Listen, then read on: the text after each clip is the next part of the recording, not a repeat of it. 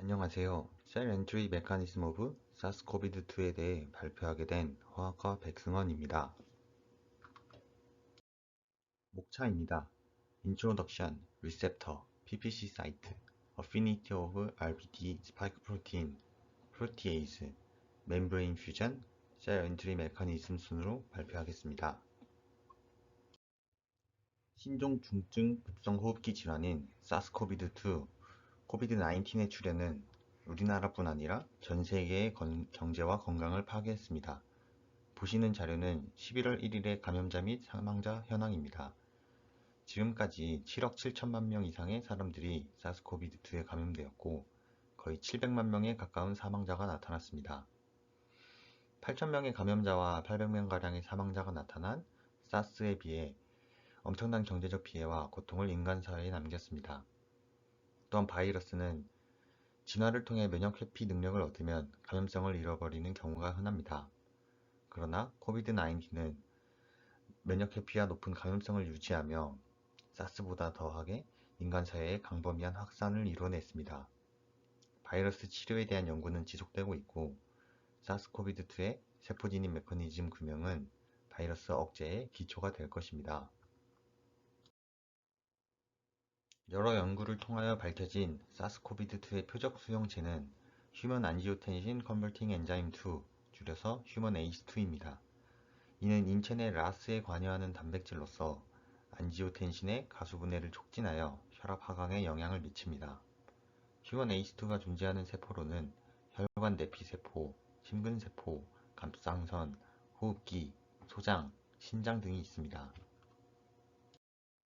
PPC 사이트는 사스코비드2 스파이크 프로틴의 시퀀스 중 일부를 의미합니다. 사스코비드와 박쥐 관련 코로나 바이러스 2종의 스파이크 프로틴과 비교를 통하여 사스코비드2에만 존재하는 특이한 서열을 알아내었고 그 부분을 PPC 사이트라고 명명하였습니다. 그림에서 보시는 바와 같이 PRRAR 이 부분이 PPC 사이트입니다. PPC 사이트는 퓨린, 후에 설명드릴 프로티에이즈에 의해 절단되는 서열입니다.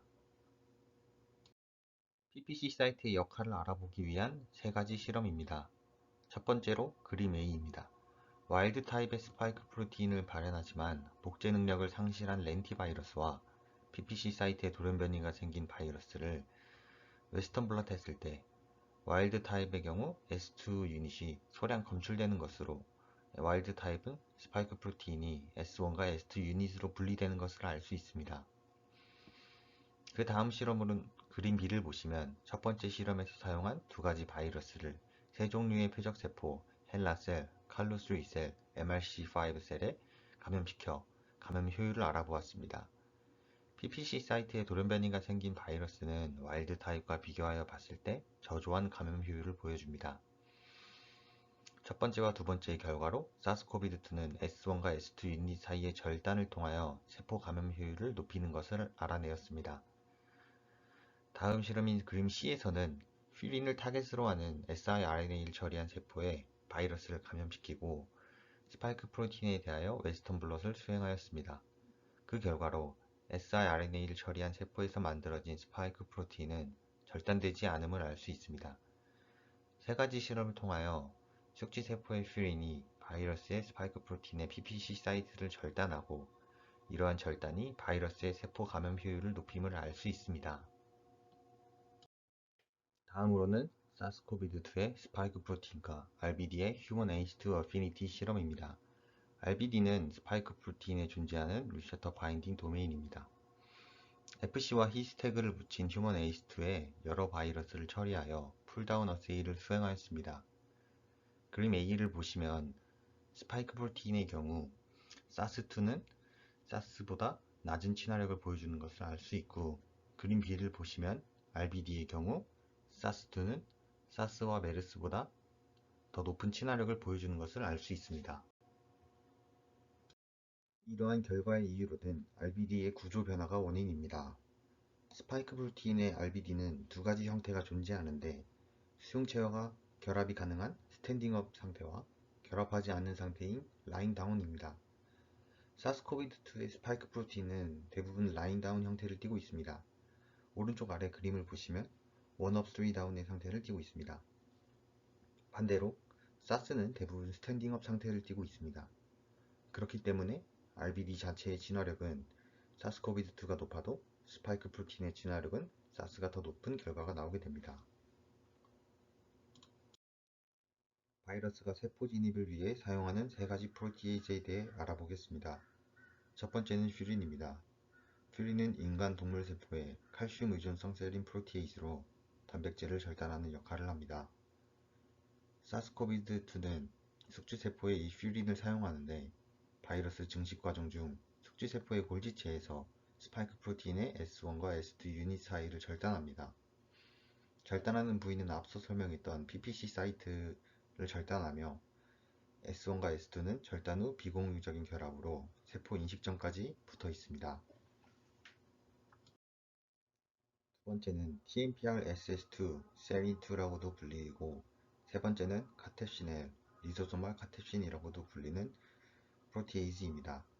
이 두 프로티에이즈는 세포 내에 존재하는 세린 프로티에이즈입니다.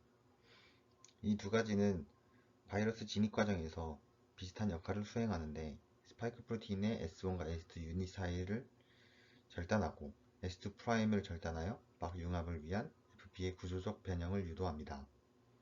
두 프로티즈의 다른 점은 서로 존재하는 위치가 다르다는 것입니다. TMPR-SS2의 경우 막 단백질로서 세포 표면에 위치하고 있고 카테시넬은 리소솜에 위치하게 됩니다. 절단 후 막 융합까지 다음과 같은 과정을 거칩니다. 스탠딩업 상태의 RBD가 휴먼 H2를 인식한 후 표적 세포의 프로티에이즈가 S1, S2 사이와 S2'을 절단하고 나면 막 융합이 일어나게 됩니다. S1이 해리되고 나면 S2 도메인의 구조적 모티프인 HR1, 헵타드 리피드 1이 성장하여 FP, 퓨전 펩타이드를 숙주세포의 세포막에 박아넣어 막 고정을 시킵니다. 그 후 세 가닥의 HR2, 헵타드 리피드 2 코일의 접힘을 통하여 막 융합이 일어나게 됩니다. 결국 바이러스는 두 가지 패스웨이를 통하여 세포 내부로 진입합니다. 한 가지는 왼쪽 그림인 엔도소멀 엔트리로 세포막에서 TMPR-SS2가 없을 경우 스파이크 프로틴과 휴먼 에이스2가 결합하면 엔도사이토시스가 일어나게 됩니다. 엔도사이토시스 된 엔도좀은 리소좀과 결합하게 되고 리소좀 내부에 존재하는 카텝신 L에 의해 스파이크 프로틴의 S1, S2, S2' 절단이 일어나게 됩니다. 그 후 막융합이 일어나 세포 내부로 바이러스 RNA가 진입합니다. 두 번째는 오른쪽 그림으로 셀 설페이스 엔트리입니다.